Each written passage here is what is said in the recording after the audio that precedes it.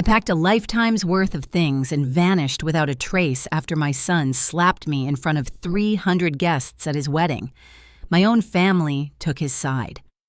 8 years later, I walked back into his world as the principal investor of an exclusive millionaires event and found a security guard staring straight at me. "Excuse me, ma'am, you look familiar," he started to say. The moment our eyes met, I knew my past and my present were about to collide in the most devastating way possible. My name is Eleanor Gray.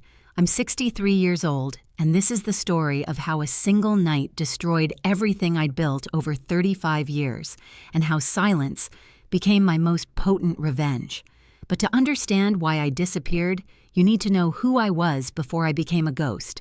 You need to meet the woman who sacrificed everything for a son who ultimately spit on her love. And you need to know the secret I kept for decades, the very secret that would change everything on that night of humiliation. It all started 35 years ago, the first time I held Daniel in my arms. His father abandoned us when Daniel was only 2 years old, leaving me alone with a baby and not a penny to my name. Oh, that's what everyone thought. They didn't know that 6 months after he walked out, my mother passed away and left me an inheritance of almost $1.8 million in properties and bank accounts no one knew existed. While my neighbors watched me leave every morning before dawn to clean other people's houses, while my hands grew rough ironing clothes that weren't mine, while I served coffee at a terrible diner, earning tips of a few dollars, I had enough money to live like a queen for the rest of my life. But I chose not to touch it. I chose for my son to grow up seeing the sweat on my brow, the dark circles under my eyes, the real sacrifice of a working mother. I thought that was how he would learn values. I thought he would never despise anyone for their financial status.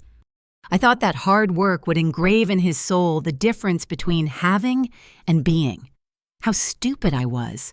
Daniel grew up to be a good kid. He studied diligently, helped me around the apartment, and hugged me every night, thanking me for everything. I managed to get him scholarships by presenting myself as a low-income single mother. I watched him graduate with honors in business administration. I watched him land his first job at a mid-size logistics firm. Every one of his achievements was my silent victory. Every smile of his was worth more than the $1.8 million I kept secret. "I'm going to get you a big house one day, Mom," he would say, hugging me tight. "You'll never clean another floor again, I promise." I smiled, guarding my secret. I already owned 3 properties across 3 states that he would never know about. But it didn't matter. What mattered was his heart, his gratitude, his love. Or so I believed. Everything fell apart when Amanda entered his life. She came in like an elegant hurricane. Straight hair that looked like expensive silk, perfect pearly nails, designer clothes that quietly screamed money. She came from an old money society family, the kind whose last names automatically opened doors. Her father managed million-dollar investments. Her mother, Beatrice, organized exclusive charity events where the entrance fee was $3,500 per person.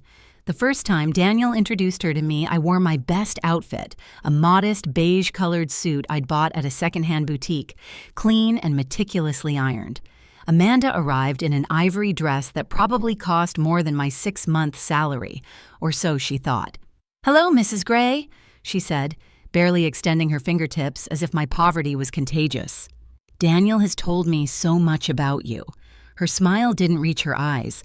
Her eyes measured me, weighed me, and dismissed me in seconds.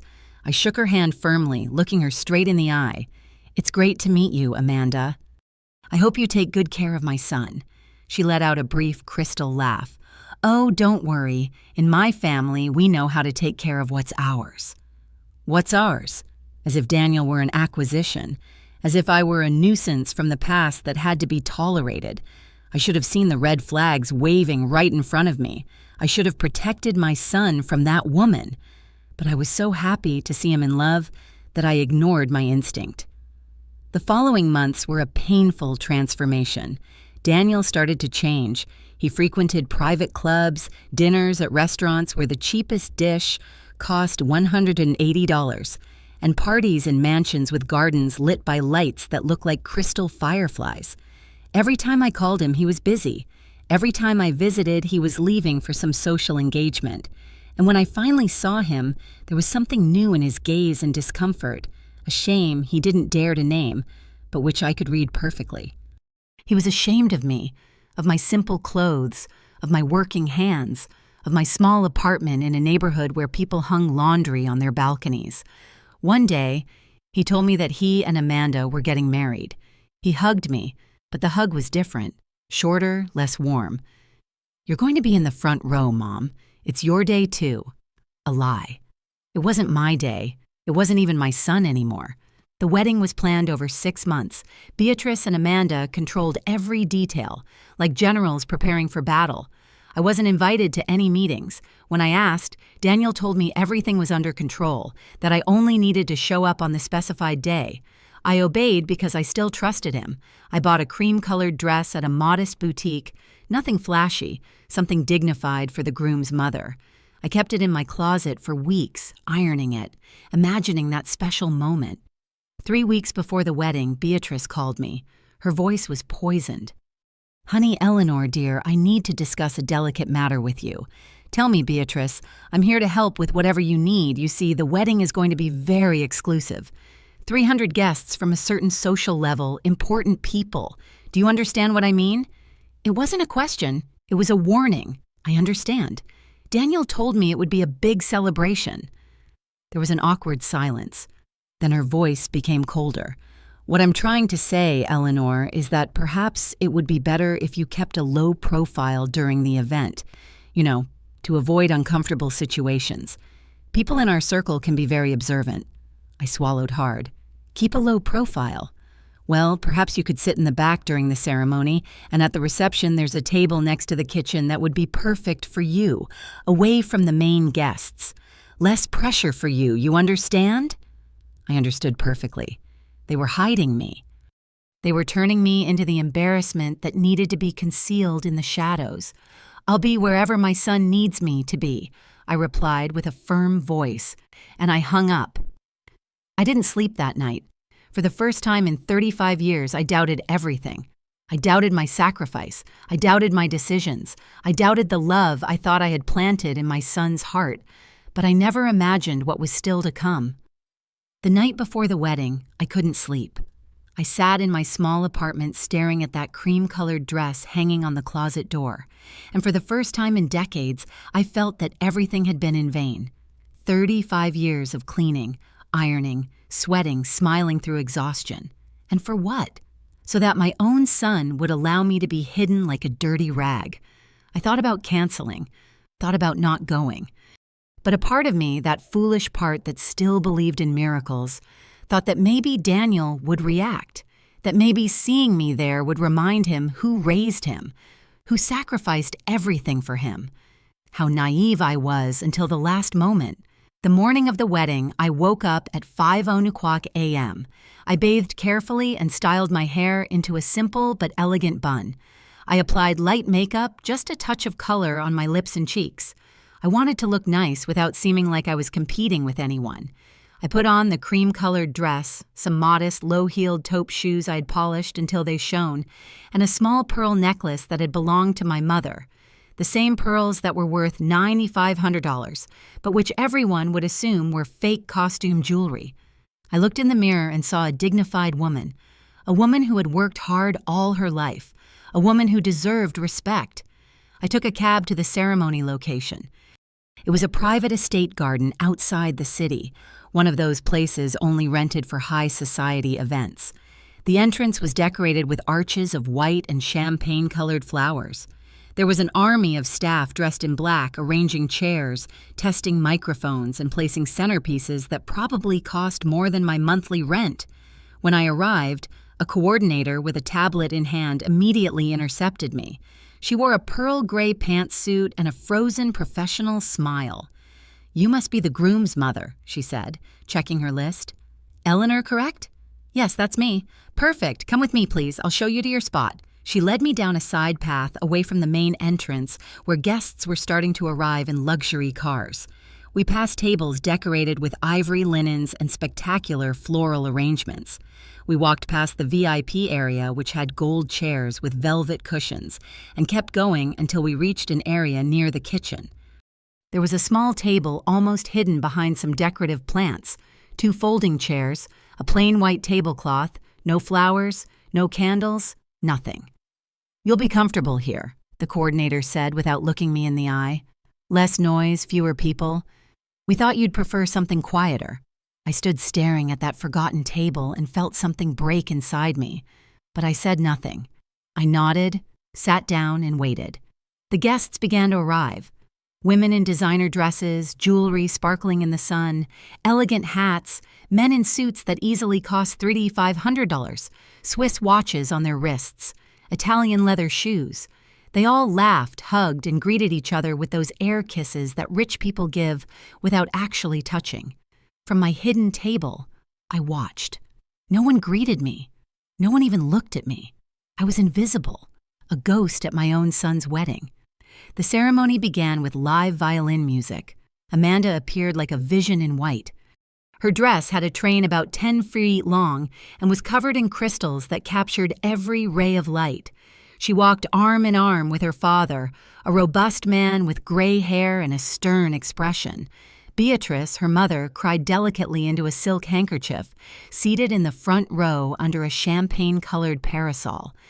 And then I saw Daniel, my son, my baby, standing at the altar in an impeccable black tuxedo, his hair perfectly styled, a nervous smile on his face.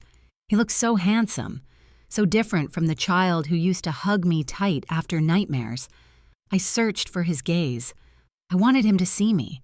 I wanted that moment of connection, that silent acknowledgement that I was there, that all of this was possible because of my sacrifices.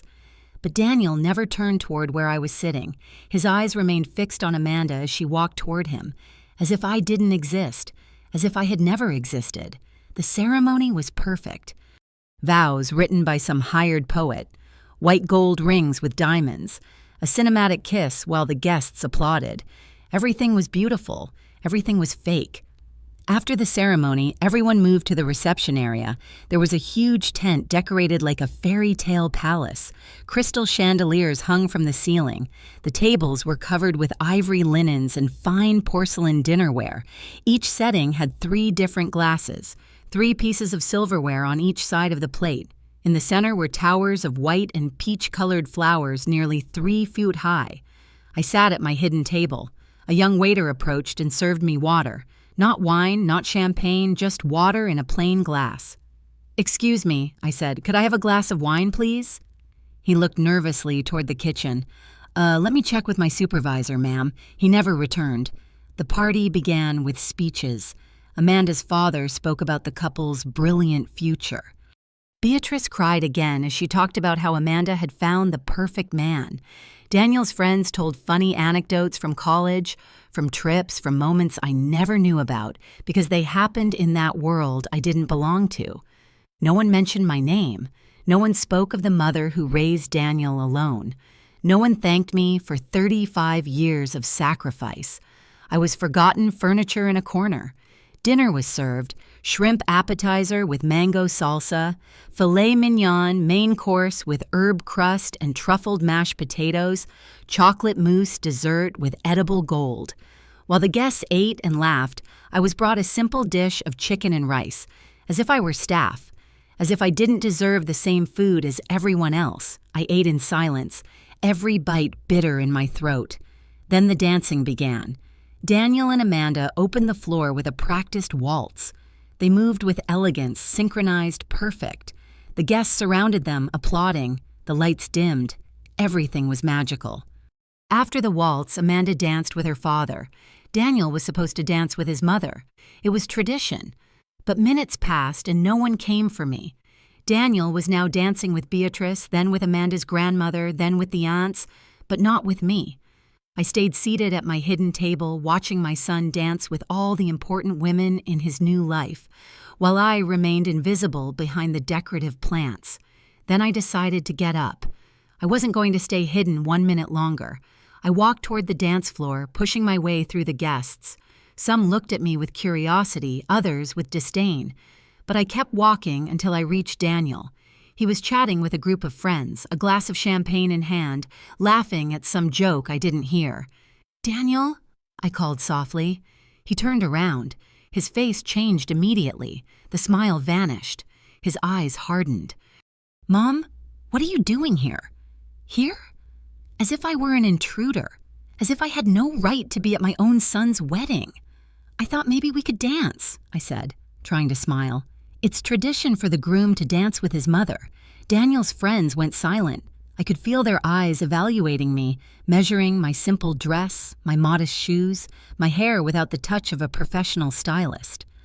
One of the women in a champagne-colored sequin dress whispered something to her partner, and they both laughed discreetly. Daniel looked at me as if I had just asked him for the impossible, as if I had asked him to give up everything he had.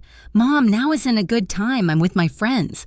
"Just one dance," I insisted, feeling my voice slightly cracking. "A short dance. It's your wedding, son. Our last chance to share something special." He clenched his jaw. One of his friends coughed awkwardly and walked away with his partner. The others began to disperse too, as if my presence were a bad smell forcing them to seek fresh air. "We'll talk about this later," Daniel finally said. "Right now, I have to attend to the important guests. Go back to your table, please. Go back to your table." As if I were a disobedient child, as if I had no right to stand in the same space as him. Something inside me broke at that moment, but it wasn't pain. It was clarity, a cold, cutting clarity like ice. "All right, Daniel," I said, my voice soft but firm. "I understand perfectly." I turned and walked back toward my hidden table. Every step was a farewell. Every step moved me away, not just physically, but emotionally from the son I had raised or the son I thought I had raised. I sat down and watched. The party continued. The music played. People danced. They ate 5-tiered cake decorated with sugar flowers. They toasted with $250 a bottle champagne. They took photos under perfectly positioned lights. And I was invisible. 2 more hours passed. No one approached me to talk. No family member of Amanda's, no friend of Daniel's, not even the waiters paid attention to me beyond collecting empty plates. Then something happened that would change everything. Beatrice stood up from her table. She wore an emerald-colored dress covered in rhinestones, a genuine diamond necklace around her neck, and an expression of alarm on her face. She walked quickly toward Amanda and whispered something in her ear. Amanda paled. Both began searching frantically for something. Within minutes, Beatrice went up to the stage and took the microphone. The music stopped. All the guests turned toward her. "Excuse the interruption," she said, her voice trembling but audible to everyone. "I have to inform you that a very unfortunate incident has occurred. My emerald necklace, a family piece valued at $75,000, has disappeared. I left it in the bridal suite during the ceremony, and now it's gone." A murmur rippled through the ballroom. People began to look at each other with suspicion and curiosity. Beatrice continued, "I understand this is uncomfortable, but I need everyone to cooperate. The security staff will discreetly check common areas. If anyone saw anything suspicious, please report it immediately." My heart started beating faster, not because I knew anything about the necklace, but because I recognized that look in Beatrice's eyes, that look that was searching for a scapegoat. And when her eyes landed on me, I knew exactly what was coming. She walked down from the stage and headed straight for my table. Amanda and 3 of her friends followed her. Behind them came Daniel, looking confused. And behind everyone, curious and murmuring, at least 50 guests approached to witness the spectacle. "Eleanor," Beatrice said, her voice sweet, but her eyes like steel. "I need to ask you a few questions." "Of course," I replied, remaining calm. "Whatever you need." She smiled, but it wasn't a kind smile. It was the smile of a predator who had already chosen its prey. "Were you in the bridal suite at any point this afternoon?" It wasn't a question. It was an accusation in disguise. "No, I wasn't. I've been here at my table practically all night." One of Amanda's friends, a tall woman with platinum blonde hair, stepped forward. "I saw her," she said, pointing at me with a perfectly manicured finger. "I saw her near the restrooms about 2 hours ago. She was walking quickly. I went to the restroom. Yes, I replied, feeling the trap closing like any normal person would. That doesn't mean I entered the bridal suite. Beatrice took one more step closer. She was so near now I could smell her expensive perfume, a fragrance that probably cost more than my monthly rent. Eleanor, I understand your financial situation is complicated. I know you've worked very hard all your life. I know things haven't been easy for you. And I understand being surrounded by such luxury can be tempting. Blood rushed to my head. She was implying I had stolen the necklace in front of everyone, in front of my son. I didn't touch your necklace, Beatrice. I didn't even know you'd left it somewhere. Amanda stepped forward then, her eyes, which had been cold since I met her, now burned with something worse than coldness. They burned with contempt. Let's be honest, Eleanor. You've been uncomfortable all night, hidden at this table. You clearly don't belong in this environment. Maybe you saw an opportunity and took it. Maybe you thought no one would notice. More guests approached. We were now the center of attention. 300 pairs of eyes fixed on the poor woman accused of stealing at her own son's wedding. I searched for Daniel's gaze. He was standing behind Amanda, his face pale, his fists clenched at his sides. I waited. I waited for him to say something, to defend me, to tell everyone that his mother would never steal anything. But Daniel remained silent. "Mom," he finally said, his voice weak, "just let them check your purse. If you have nothing to hide, there's no problem, right?" Those words sliced through me like knives. My own son doubted me. My own son believed I was capable of stealing. "You can check whatever you want," I said, my voice trembling with contained anger. "You won't find anything because I didn't take anything." Beatrice extended her hand. "Give me your purse." I handed her my small beige-colored clutch. She opened it in front of everyone, emptying its contents onto the table. My wallet with $30 in cash, a handkerchief, a cheap lipstick, the keys to my apartment, an old photograph of Daniel when he was 5 years old, nothing else. Beatrice frowned, clearly disappointed not to find evidence. She completely emptied my purse, checking every compartment with eager fingers. Nothing. Absolutely nothing. I should have felt relief, but what I felt was something much deeper. I felt the humiliation of being searched like a criminal in front of 300 people. I felt the weight of every judgmental gaze. I felt the betrayal of my own son, who hadn't lifted a finger to stop this. "Maybe you hid it somewhere else," Amanda said in a poisonous voice. "Maybe you left it in the restroom or in your car or gave it to someone to take out of the venue." "This is ridiculous," I replied, feeling tears threatening to well up. But I held them back. I wouldn't give them that pleasure. I didn't do anything, and I demand that you stop accusing me without proof. "Without proof?" Beatrice repeated with a bitter laugh. "The proof is that you're the only person here who would have a motive to steal, the only one desperately needing money." The circle of guests around us had expanded. We were now the main show of the night. I could hear the murmurs, the speculation, the judgments. A woman in a lavender hat whispered something to her husband that ended with the word shameful. An older man shook his head while looking at me with pity mixed with disdain. "Daniel, please," I said, turning toward my son. "Tell them you know me. Tell them I would never do something like this." He avoided my gaze, his eyes fixed on the floor as if he could find the words there that he dared not speak. "Mom, I don't know what to think." The necklace disappeared. "Someone took it, and you?" He stopped, but the damage was already done. My own son doubted me. After 35 years of sacrifice, of sleepless nights, of working until my hands bled, of giving him everything I had and everything I was, he doubted me. "I'm what?" I confronted Daniel, taking a step toward him. "Finish the sentence. I'm poor, so I must be a thief. Is that what you think? Is that what you've allowed them to believe?" He finally looked me in the eye, and what I saw there destroyed me. I saw shame. Not shame for doubting me, but shame of me. Shame of having me as a mother. Shame that all these important guests knew he came from a woman who cleaned floors. I'm not saying you're a thief, Mom, but you have to admit the situation looks bad. The necklace disappeared and you were near the area. If you would just cooperate with the search. "A search?" I exploded. My purse was searched in front of everyone as if I were a delinquent.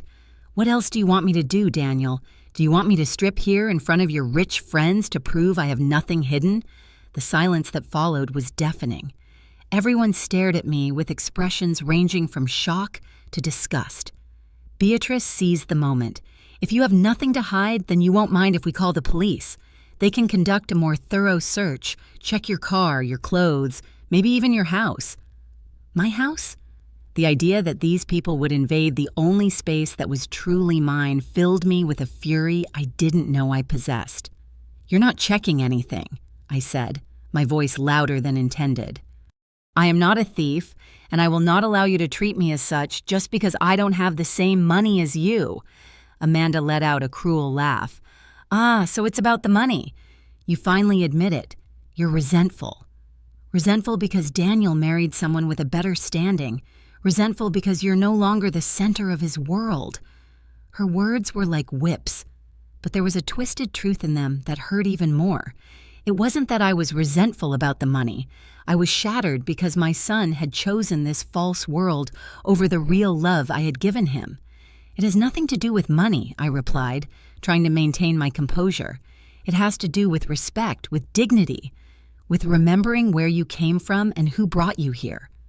Daniel stepped toward me. His face was red, his hands were trembling, and in his eyes I saw something I'd never seen before. I saw rage directed at me. Enough, Mom, you're ruining my wedding. You're making a scene in front of all our guests. Can't you just cooperate and let this be resolved quietly? Ruining your wedding? I repeated, feeling every word was a nail in my heart. I'm ruining your wedding. Not the woman who accused me of being a thief without proof. Not the people who treated me like trash since I arrived. I am the problem. Yes, Daniel shouted, finally losing control. Yes, you're the problem. You've always been the problem, always embarrassing me with your poverty, with your cheap clothes, with the way you talk, with your very existence. The entire ballroom fell silent. Even the background music had stopped. 300 people held their breath, witnesses to how a son was destroying his mother with words that could never be erased. I never asked you to make all those sacrifices, Daniel continued, his voice broken but full of venom.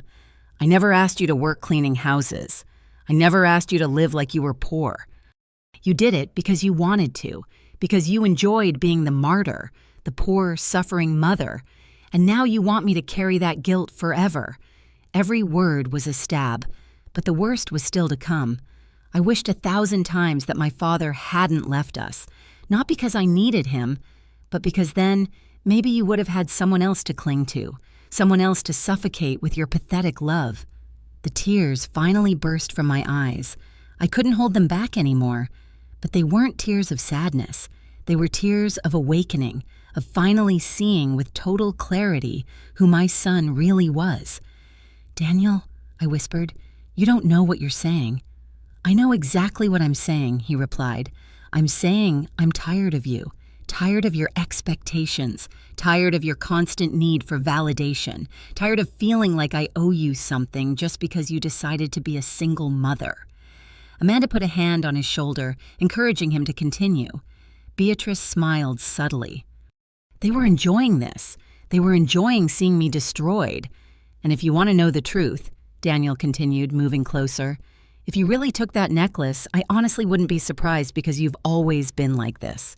Always taking my time, taking my energy, taking my whole life to fill the emptiness of yours. I raised my hand then, not to hit him, just to stop him, just to make the words cease. But Daniel interpreted the gesture differently. What are you going to do, saying? He yelled. Are you going to hit me? Are you going to show everyone here what kind of person you really are? And then he did something I can never forget, something that changed everything forever. Daniel raised his own hand and slapped me, a dry, loud slap that made my head snap sideways. The sound echoed in the absolute silence of the ballroom. Someone screamed. A woman let out a choked gasp. A man muttered something in disbelief, but I didn't feel physical pain. I felt something far worse. I felt the last thread connecting us snap forever. I stood paralyzed, my cheek burning and the metallic taste of blood in my mouth where my teeth had cut the inside of my lip. The silence in the ballroom was supple. 300 guests had just witnessed a son strike his mother at his own wedding, and no one said anything. No one moved to defend me. No one intervened. Daniel took a step back, staring at his own hand as if he couldn't believe what he had just done. His face paled, his lips trembled, but he didn't apologize. He didn't say, "I'm sorry." He just looked at me with a mix of horror and resentment, as if I were the one to blame for provoking his violence. Amanda broke the silence first. She rushed to Daniel and hugged him as if he were the victim who needed comfort. "It's okay, honey," she whispered loud enough for me to hear. "She provoked you. Everyone saw it. She was attacking you." A lie. I had done nothing but raise a hand in a gesture of stopping him, but the truth no longer mattered. What mattered was the narrative they were building. I was the poor, troubled mother. He was the successful son who had finally defended himself. Beatrice approached then, placing herself between Daniel and me like a protective shield. "I think it's best if you leave, Eleanor," she said, her voice cold and controlled. "You've clearly had too much to drink or you're too upset. We don't want any more unpleasant scenes. For everyone's sake, especially Daniel's, you should go now." Had too much to drink. They hadn't even served me a glass of wine. But that would be the story they told later. The drunken, violent mother who ruined her son's wedding and had to be expelled after attacking him. I touched my swollen cheek and looked at my son one last time. I searched his eyes for any trace of the child who used to hug me, the teenager who promised to take care of me when he grew up, the young man who called me his hero. But that child no longer existed. Maybe he had never truly existed. Maybe he had always been a projection of my own hopes and sacrifices. "You're right, Beatrice," I finally said, my voice strangely calm. "I'm leaving, but not because I'm drunk or upset. I'm leaving because I just understood something very important." I looked Daniel directly in the eye. I just understood that I wasted 35 years of my life raising a stranger. Someone who values appearances more than love, money more than loyalty, and the acceptance of superficial people more than the sacrifice of the person who gave him life. "Mom," Daniel started, but I raised my hand to silence him. "No, you no longer have the right to call me that. A mother is someone who matters, someone whose love is valued, someone who is defended when unjustly attacked. You just proved that I am none of those things to you." I bent down and picked up the things Beatrice had dumped from my purse. The photograph of little Daniel had fallen to the floor. I picked it up, looked at it one last time, and placed it on the table. "Keep it," I told him. "It's the only memory I want to leave here, the image of a child who no longer exists." I turned around and started walking toward the exit. Every step was liberation and agony at the same time. I could feel everyone's eyes following me. I heard the murmurs starting to rise like a chorus of judgment, but I kept walking with my head held high, refusing to run, refusing to show any more weakness. When I reached the exit, I heard Amanda's voice behind me loud and clear so everyone could hear. Well, that was dramatic.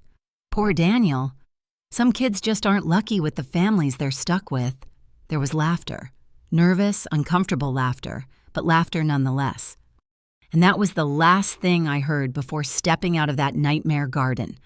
I walked down the dark street without a fixed destination. I hadn't called a cab. I hadn't planned how to get home. I just needed to get away, away from those people, away from that son I no longer recognized, away from the life I had built based on lies I had convinced myself were true. I walked for 2 hours under the streetlights. My feet ached in those low-heeled shoes I had polished so carefully. My cheek throbbed where Daniel had struck me, but the physical pain was nothing compared to the ache in my chest, a pain so profound I felt like I would drown. I finally reached a bus stop and sat on the plastic bench. It was 2:00 in the morning. There were no buses running, but I didn't care. I just needed to sit down. I just needed to breathe. I took out my wallet and counted the cash I had. $30. But in my bank accounts, the accounts Daniel never knew existed, I had almost 1.8 million waiting for me. Properties in my name, investments that a financial advisor had managed secretly for decades. For 35 years, I had lived as if I were poor to teach my son values. but that lesson had failed spectacularly. He hadn't learned humility. He had learned contempt. He hadn't learned gratitude. He had learned shame. Now it was time to live for myself, to be who I really was, to stop hiding behind the facade of poverty I had built with the best intentions but the worst results. When the sun began to rise, I walked to an ATM. I withdrew the maximum allowed $500. Then I walked to a modest but clean hotel. I rented a room for 1 week. I took a long shower, letting the hot water wash away not just the grime, but also the remnants of my previous life. I looked at myself in the mirror. My cheek was purple and swollen. I would have an ugly bruise for weeks, but when I looked into my eyes, I saw something I hadn't seen in years. I saw determination. I saw strength. I saw a woman who had just freed herself from chains she had put on herself. For the next few days, I didn't leave that hotel room. I ordered food delivery. I kept the curtains closed. I let my phone die and didn't charge it. I needed that silence. I needed that empty space where I could think without the weight of 35 years of sacrifice crushing my chest. On the third day, I finally sat down at the business center computer. The time had come to face the reality of who I really was. Not the self-sacrificing mother who cleaned floors, not the humble woman who hid behind second-hand clothes, but Eleanor, heiress to a considerable fortune, owner of properties in 3 different states, and a woman who had chosen invisibility when she could have chosen power. I logged into my bank accounts for the first time in months. The balance took my breath away. $2,000. The properties my mother had left me had increased in value. The conservative investments that a financial advisor had handled on my behalf for years had grown silently. I had been a millionaire all this time while pretending to count pennies for the bus. And my son never knew it, never appreciated it, never valued the real sacrifice I had made in hiding this truth to teach him humility. I called the financial advisor, an older man named Robert, who had worked with my mother and respected my wish to keep the accounts private all these years. "Mrs. Gray, ma'am," he said, surprised when he finally recognized my voice. "It's been years since our last conversation. I thought maybe you'd forgotten we existed." "No, Robert, I was just living another life. But that life is over. I need your help to start anew." "Of course. How can I assist you?" "I want to sell one of the properties, the smallest one. I need immediate liquidity and I want you to research investment opportunities, something related to luxury events, exclusive event planning, that kind of industry." There was a pause. "Pardon my curiosity, but that's a radical change from your previous style. Are you sure?" "Completely sure. I also need you to help me change my documentation, my legal name. I want to use my full maiden name, Eleanor Maeve Gray. I want any search for Eleanor Gray alone to yield no immediate results. You can do that with the right contacts and the correct legal procedures. Yes, it will take a few months, but it's possible. May I ask why?" "Because the woman who was Eleanor died 3 days ago at a wedding, and I don't want anyone from that life to find me easily." Robert asked no further questions. He was a discreet professional. That was precisely why my mother had trusted him. The property sold in 2 weeks. I received $45,000 clear. With that money, I moved to another city, not far, but enough to start over. I rented a modern condo in an elegant building. I bought new clothes, not flashy, but high quality. Classic cuts in neutral tones that whispered subtle wealth. I cut my hair into a modern style that took years off me. I got facial treatments. I hired a personal trainer. Not because I wanted to look different for others, but because I wanted to look different for myself. I wanted to look in the mirror and not see the woman who had allowed herself to be humiliated at a wedding. I wanted to see someone new, someone stronger. During the first 6 months, Daniel tried to contact me. He called my former jobs, went to my old apartment, talked to neighbors, but I had vanished like smoke. I had paid the full remaining month's rent and left without a forwarding address. My belongings, all those cheap possessions I had accumulated over years, I donated to a charity organization. I took nothing from the past, nothing except the most painful lesson of my life. 1 year after the wedding, Robert contacted me with an opportunity. A luxury event planning company was looking for investors. The owner wanted to expand but needed capital. Harrison Scott was his name. A man in his 50s with experience organizing events for millionaires, but without the resources to take his business to the next level. We met at an upscale cafe. He arrived with a portfolio full of photographs of events he had organized. Weddings at private vineyards, charity dinners at museums, corporate parties on yachts. Everything was beautiful, exclusive, exactly the kind of world Amanda and Beatrice moved in. "Mrs. Gray," Harrison began, "Robert spoke highly of you. He says you're interested in the luxury events business." "Very much so," I replied calmly, sipping my coffee. "But not just as a silent investor. I want to be involved. I want to learn the business from the inside out." He raised an eyebrow in surprise. "Most investors just want to see monthly reports and dividends." "You want to get your hands dirty." "Exactly. I have the time, I have the resources, and I have very personal reasons for understanding this world from the inside." I didn't give him details. I didn't tell him about Daniel, about the slap, about the humiliation that remained buried in the past. But Harrison was smart. He saw something in my eyes that told him I wasn't just any investor. I was someone with a mission. I invested $450,000 in his company. In return, I received a 40% stake and an active role in decision-making. Over the next 2 years, I worked alongside Harrison, learning every aspect of the business: how to negotiate with luxury vendors, how to deal with millionaire clients, how to create experiences that people would remember for a lifetime. But more importantly, I learned the names, the families, the social circles, the small exclusive world of high society. I memorized who moved in which circles, which families organized which events, which last names opened which doors. And yes, I researched Amanda's family, Beatrice, and their entire social circle. I discovered that Beatrice Scott was a member of 3 exclusive clubs and organized an annual charity gala to raise funds for a children's hospital. I found out her husband had lost a considerable amount of money in bad investments 2 years earlier. Although they maintained the appearances of wealth, I learned that Amanda worked as a public relations specialist for luxury companies, but earned much less than her lifestyle suggested. I also discovered something about Daniel that broke my heart in a different way. He had lost his job 6 months after the wedding. The company he worked for had shut down operations, and with his modest resume and no real connections in Amanda's world, he hadn't found anything equivalent. He was now working in positions far below his education: security guard at events, occasional private driver, jobs that paid the bills but crushed his ego. Amanda, according to my sources, was increasingly distant. Fights were frequent. She chastised him for not having the same economic standing as her family. She chastised him for not being able to maintain the lifestyle she expected. She chastised him essentially for not being rich enough to deserve her love. Ironic. Daniel had given up a millionaire mother for a wife who despised him for not having money. But I felt no satisfaction with that information. I only felt a strange emptiness. A part of me, the maternal part that never fully dies, wanted to call him, wanted to tell him I could help him, that he still had a mother who would love him unconditionally.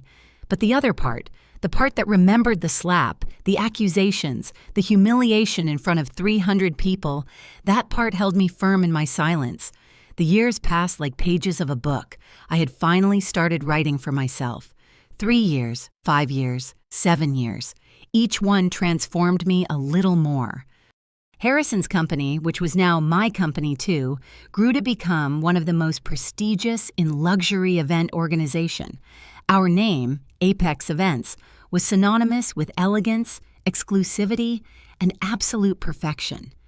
We handled weddings where the minimum budget was $180,000, corporate dinners for Fortune 500 companies, charity galas where each table cost $45,000. I had gone from being the invisible woman at a wedding to being the woman who decided who was important enough to be invited to the city's most exclusive events. The irony was not lost on me.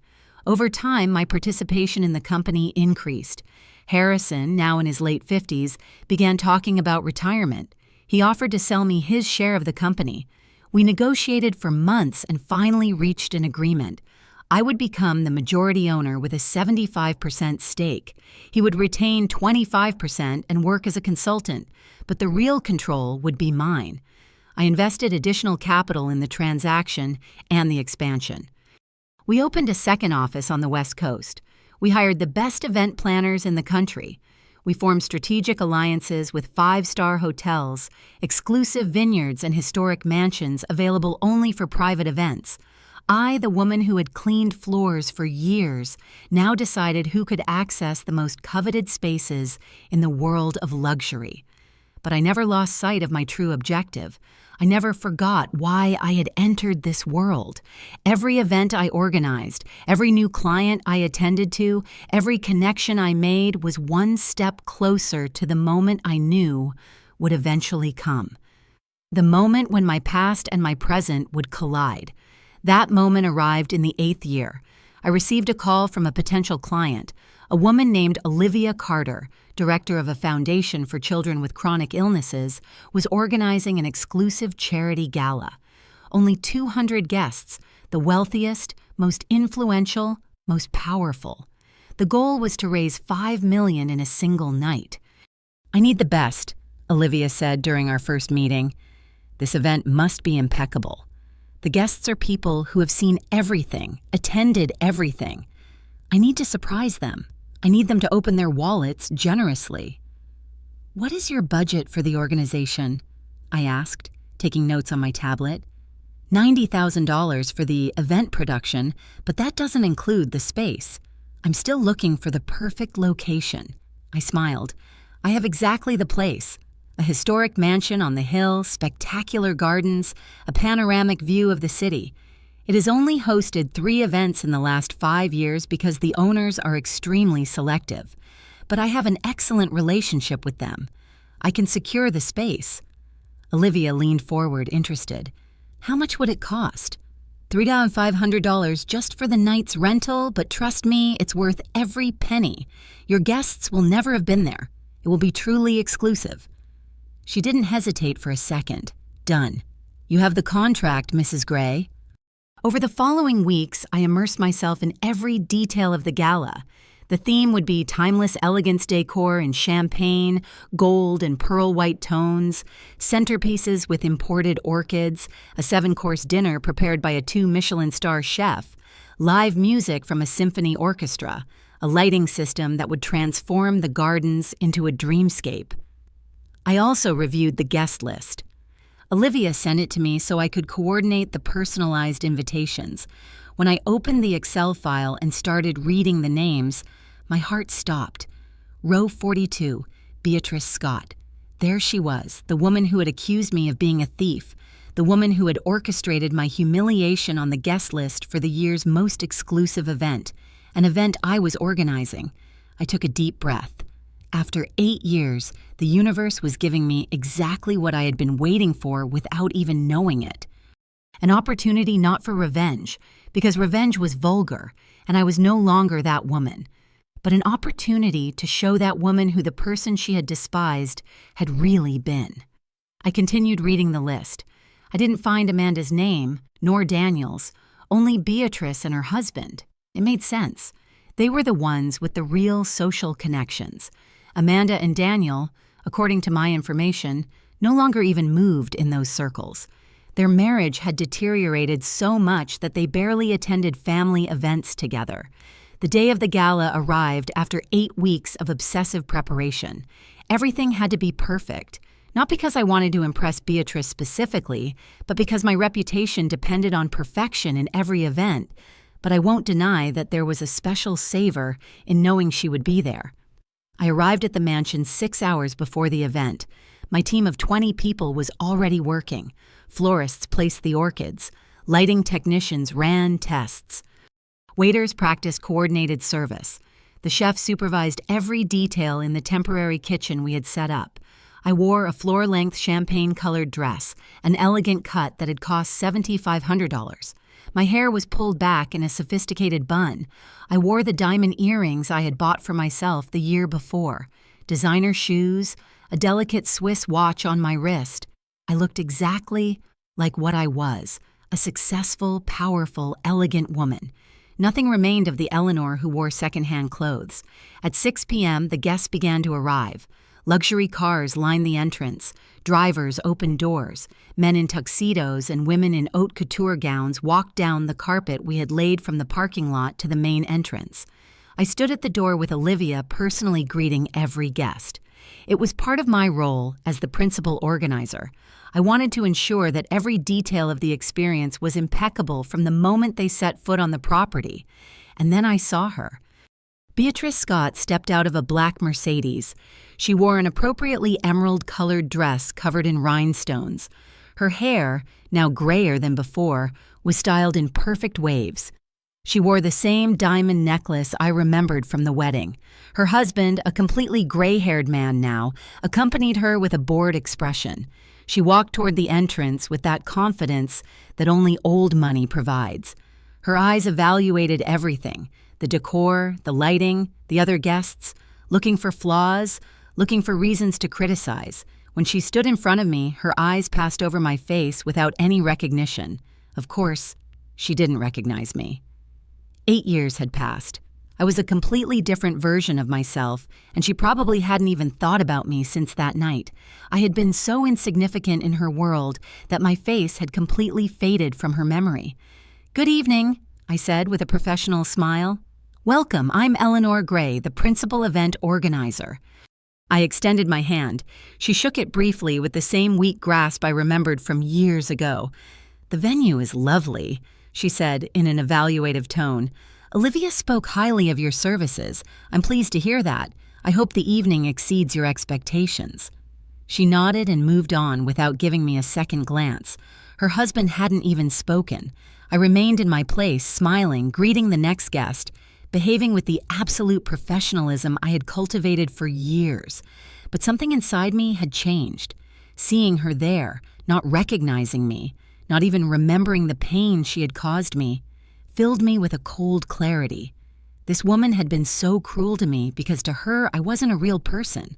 I was an object, a nuisance, something so insignificant that I didn't even deserve to be remembered. And now, 8 years later, I controlled her experience tonight. I decided what she would eat, where she would sit, how she would be treated. I had all the power, but I wasn't going to use it to humiliate her. I wasn't going to stoop that low. Instead, I was going to give her the most perfect night of her life. And at the end, when it was all over, she would know exactly who had made that perfection possible. The gala proceeded with the precision of a Swiss clock. Every course of the dinner was served at the exact moment. The orchestra played pieces that made conversations flow effortlessly. The lights in the gardens created a magical atmosphere that made even the most cynical millionaires pull out their phones to take pictures. The speeches were moving without being long. Auctions for exclusive items generated increasingly higher bids. I oversaw everything from the shadows, moving behind the scenes like an invisible orchestra conductor. I communicated with my team through a small earpiece. I solved problems before they became crisis. When a guest spilled red wine on the tablecloth, we had a replacement at their table in under 3 minutes. When the microphone started making a strange noise during a speech, our sound technician replaced it in seconds. Everything flowed as if it were magic, but it was work. Years of experience translated into silent excellence. I observed Beatrice throughout the night. She was seated at one of the best tables near the stage, but not so close as to be uncomfortable. She chatted animatedly with other women in her social circle. She laughed with that crystal laugh I remembered. She also participated in the auctions, bidding $18,000 for a weekend at a private Caribbean resort. Her husband seemed more interested in his phone than the evening, but that wasn't my problem. Toward the end of the night, after it was announced that they had raised $5,800,000, exceeding the goal by more than $1 million, Olivia took the stage for the final speech. "I want to thank everyone here for your extraordinary generosity," she began in an emotional voice. "Thanks to you, hundreds of children will receive the treatment they need. But tonight would not have been possible without one person in particular, a woman whose vision, dedication, and perfectionism have transformed this gala into something truly unforgettable. Eleanor, please come up to the stage." My heart started beating faster. I hadn't expected public recognition. I usually preferred to remain in the background. "Eleanor, please come up to the stage," Olivia continued. I had no choice. All the guests turned to look for me. I walked toward the stage with a professional smile. I climbed the steps and stood next to Olivia. The 200 guests applauded. The stage lights illuminated me completely. I was the center of attention for all those powerful people, including Beatrice. "Eleanor is not only an exceptional event organizer," Olivia said. "She is a visionary."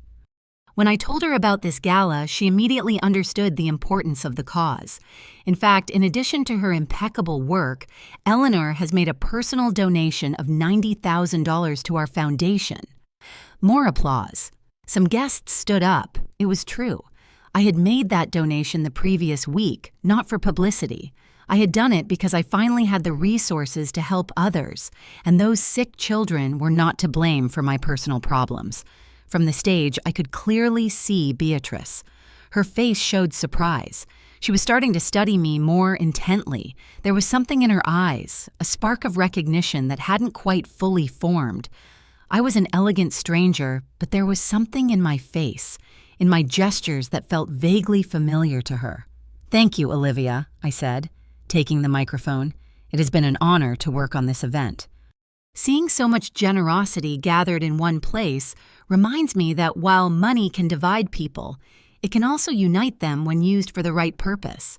I hope everyone remembers this night, not only for the event's elegance, but for the lives you helped save.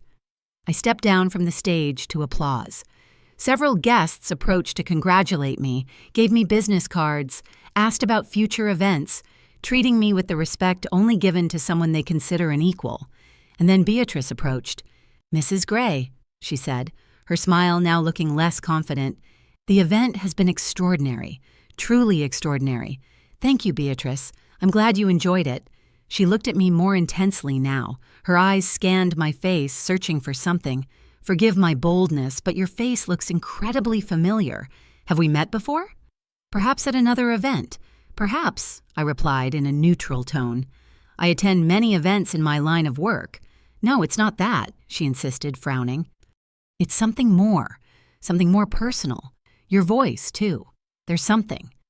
She paused. I saw the exact moment the memory began to return. Her eyes widened slightly. Her mouth dropped open a little. Color began to drain from her face. You are," she began to say, her voice trembling. "Eleanor Maeve Gray, I completed for her. Luxury event organizer, businesswoman, philanthropist. And yes, Beatrice, I am also the woman you accused of stealing your emerald necklace 8 years ago at your daughter's wedding. The woman you humiliated in front of 300 guests. The mother whom her own son struck while you watched with satisfaction. The silence between us was so thick it could be cut with a knife." She took a step back as if my words were physical blows. "My God," she whispered. "It can't be. You were poor, yes, or so you thought, because I looked poor, dressed poor, acted poor. But it turns out appearances are deceiving, Beatrice. It turns out the woman you despised for wearing secondhand clothes was a millionaire. It turns out the mother you accused of stealing had more money in the bank than you and your family combined." She opened her mouth, but no sound came out. Her husband approached, then noticing her expression of shock. "What's wrong, dear?" he asked with concern. "Nothing that concerns you," Beatrice replied without taking her eyes off me. "Leave us alone." He obeyed, confused but compliant. Beatrice and I stood there, 2 women separated by 8 years and an abyss of decisions and consequences. "I didn't know," she finally said, her voice weak. "If I had known you had money—" "There it is," I interrupted, my voice cold. "If I had known you had money, those are exactly the words that confirm everything I thought of you that night. Your respect is not based on a person's character. It's based on the size of their bank account." She swallowed. "It wasn't personal. Of course, it was personal. It was deeply personal. You treated me like trash because you assumed I was poor. You allowed your daughter to hide me at a table next to the kitchen.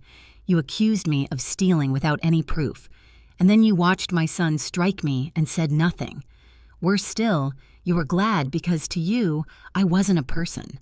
I was a problem that was finally resolving itself. Tears began to form in Beatrice's eyes, but they weren't tears of genuine remorse. They were tears of shame, of being discovered, of having to face the social consequences of having mistreated someone who turned out to be important. "I'm sorry," she said, her voice cracking. "If I could go back in time, but you can't. No one can. And you know what the saddest thing of all is, Beatrice?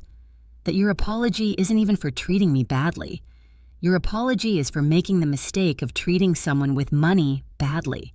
If I had truly been poor as you thought, you would still believe you acted correctly." She couldn't deny it because we both knew it was true. "Where is the necklace?" I asked then. "The famous emerald necklace. You found it, didn't you?" Her cheeks flushed with embarrassment. "It was in my car. I had left it there before the ceremony and completely forgot about it. I found it 2 days after the wedding. So for 8 years, you have known that you accused an innocent woman, that you allowed her son to strike her for a crime she never committed, and you never tried to apologize. You never tried to make things right." She lowered her gaze. "I didn't know how to find you. You disappeared.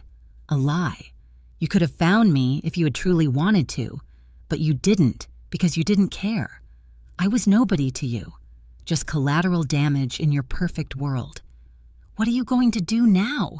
she asked, her voice fearful. "Are you going to ruin my reputation? Are you going to tell everyone what I did?" I looked at her for a long moment. I saw the fear in her eyes, the fear of losing her social position, her reputation, her place in that superficial world she valued so much. And in that moment, I had all the power. I could destroy her with a single conversation. I could tell Olivia, tell the other guests. I could make the story of the woman who falsely accused someone of theft spread throughout all the social circles she frequented. But I wouldn't do it. "I'm not going to do anything, Beatrice." I finally said, "I'm not going to ruin your reputation. I'm not going to seek revenge because doing that would turn me into someone like you. And I've worked too hard over these 8 years to become someone better." She looked at me with surprise and confusion. "Then why did you tell me all this? Why reveal yourself now?" "Because I needed you to know. I needed you to see with your own eyes that the woman you despised, who you humiliated, who you treated like trash, was someone valuable. Not because she has money, but because she always was. The money only changed how you see me. It didn't change who I am." Beatrice remained silent. Tears ran freely down her face, now ruining her carefully applied makeup. "Your son," she finally said, her voice trembling. "Daniel, does he know you're alive?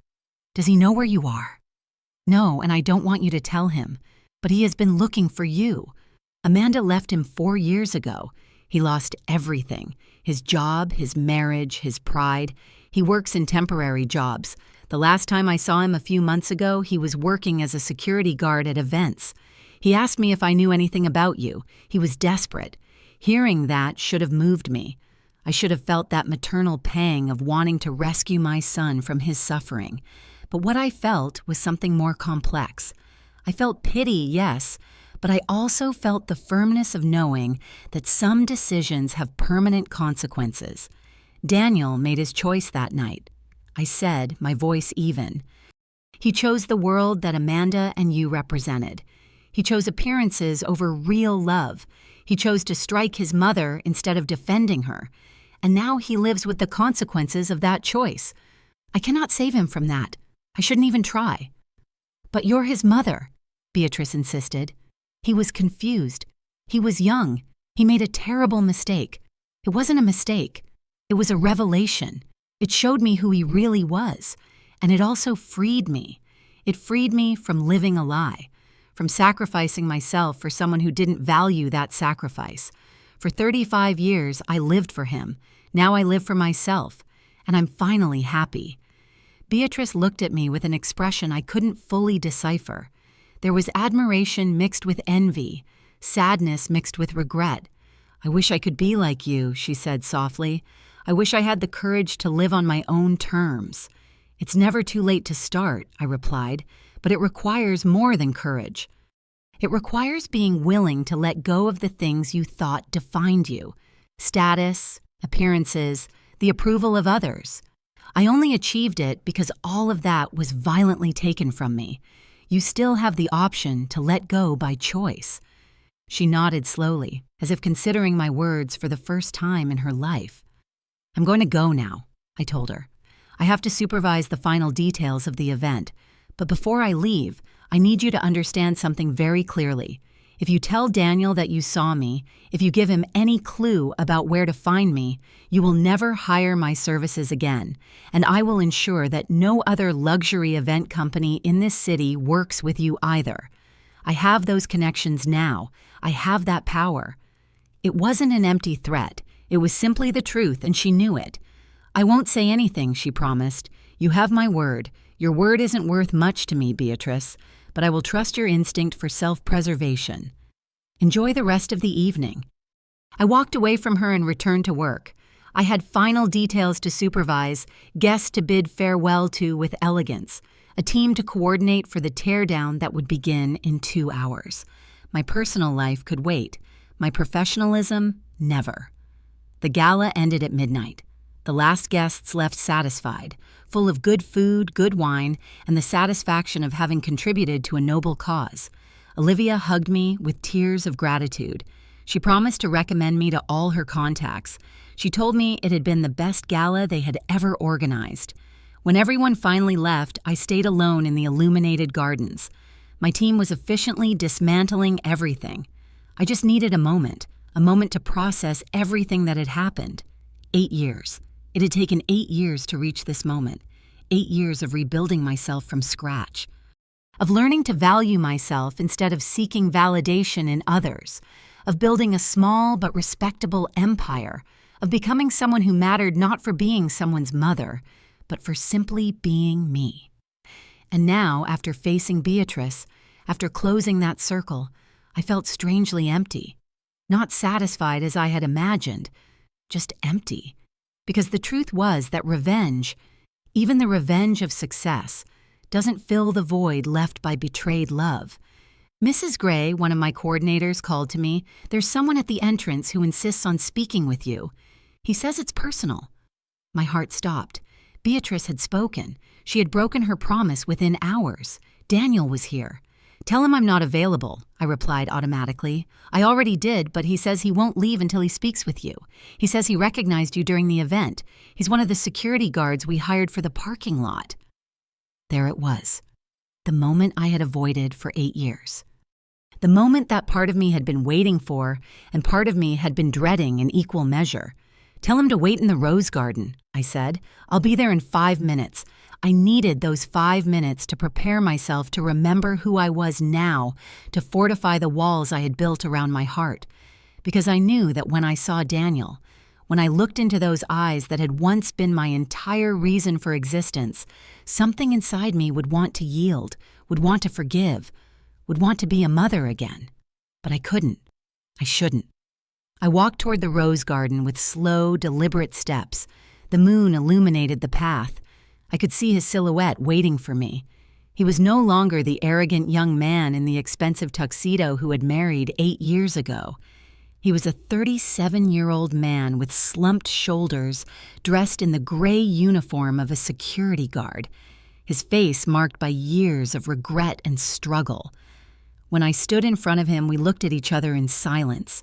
His eyes were red. He had been crying. "Mom," he said, his voice broken. "I've been looking for you for 8 years. I am not your mom," I replied in a cold voice I didn't recognize as my own. "That woman died at your wedding.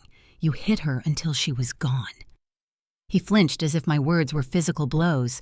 "I'm sorry, God, I'm so sorry. Not a single day goes by that I don't regret it, that I don't hate myself for what I did."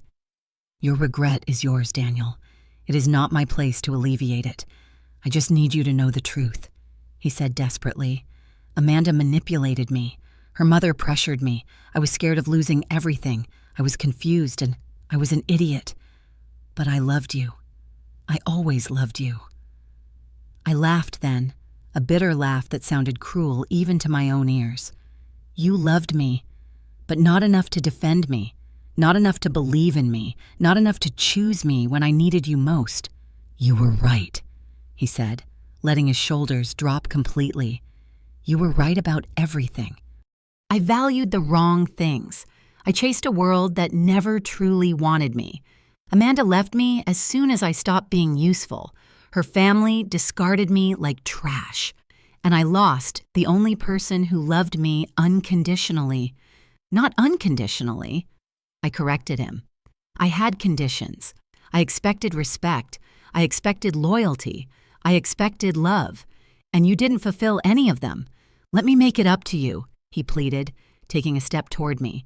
Let me spend the rest of my life proving to you that I've changed, that I've learned, that I finally understand what I lost. I looked at him for a long moment. I saw the child I had raised, the teenager I had protected, the young man I had loved with every fiber of my being. But I also saw the man who had betrayed me in the most painful way possible. No, Daniel, I finally said. I am not going to give you that chance because I know what would happen. I would forgive you. I would take you back into my life. And eventually, when you no longer needed me, when you found something better, you would hurt me again. Because that's what people do. They hurt the ones who love them the most because they know they will always be there. I won't. You would do it. Maybe not intentionally, but you would. And I have worked too hard to rebuild myself, to break myself for you again. Tears ran down his face. Please, Mom. You're the only thing I have left. I've lost everything else. And that, I replied, is exactly the wrong reason to seek me out. You seek me out because you ran out of options, not because you value me, but because you need me. And I am no longer available to be needed, only to be valued. Mom, please, he started to beg. Goodbye, Daniel, I said, turning away. Live your life. Learn from your mistakes. Become a better man. But do it without me. Because I've fulfilled my part. I've given you everything I had to give. Now it's my turn to live for myself. I walked away from him. I heard his sobs behind me. I heard him call my name over and over, but I didn't stop. I didn't turn around. I kept walking forward toward the life I had built without him, toward the woman I had become on my own. And even though my heart broke with every step, I knew I was doing the right thing. Some wounds are too deep to heal, some bridges are too burned to rebuild, and some people, no matter how much you love them, need to stay in the past so you can keep moving toward the future. That night, I returned to my elegant condo. I took off the $7,500 dress, I washed off my makeup, I looked in the mirror and saw a 63-year-old woman who had finally found herself. She was not the perfect mother she had imagined. She didn't have the happy family she had dreamed of building, but she had something more valuable. She had dignity. She had self-respect. She had a life that was truly hers, and that finally was enough. Did you like my story? And which city are you listening from? Let's meet in the comments. If you like the story, you can support me by sending a super thanks so I can keep bringing more stories like this. Thank you so much for your sweet support. I'm looking forward to your comments on the story. On the screen, you can see 2 new life stories that I highly recommend. There's so much more on my channel. Don't forget to subscribe. See you in the next life story. With love and respect.